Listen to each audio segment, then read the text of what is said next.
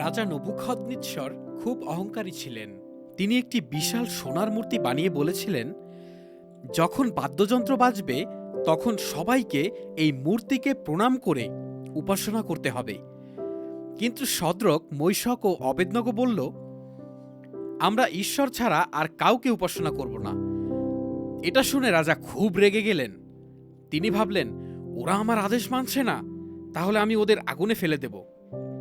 তখন তিনি 7 গুণ বেশি গরম করে আগুনের চুল্লি তৈরি করালেন আর বললেন, ওদের এই ভয়াবহ আগুনে ফেলে দাও।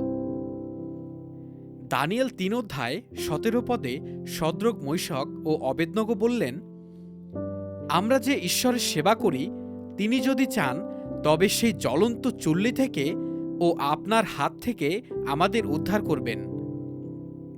দানিয়েল 3 অধ্যায় 17 পদ, আমরা যে ঈশ্বরের সেবা করি তিনি যদি চান তবে সেই জ্বলন্ত চুল্লি থেকে ও আপনার হাত থেকে আমাদের উদ্ধার করবেন।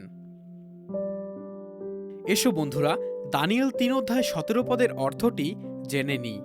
আমাদের ঈশ্বর শক্তিশালী, তিনি চাইলে আমাদের আগুন থেকেও বাঁচাতে পারেন।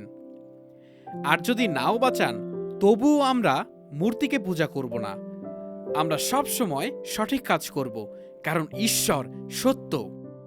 ভয় নয়, বিশ্বাস নিয়ে ঈশ্বরের পথে চলাই সবচেয়ে ভালো। পৃথিবীর রাজাদের ক্ষমতা আছে, কিন্তু তা ঈশ্বরের ক্ষমতার কাছে কিছুই না। যারা তার সেবা করে তিনি তাদের রক্ষা করেন ও ভালোবাসেন।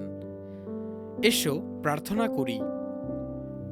স্বর্গীয় পিতা, শদ্রক, মৈশক ও অবেদনগোর মতো আমাকেও তোমার প্রতি বাধ্য হতে সাহায্য করো। তারা আগুনেও ভয় পায়নি, কারণ তারা তোমাকে বিশ্বাস করত।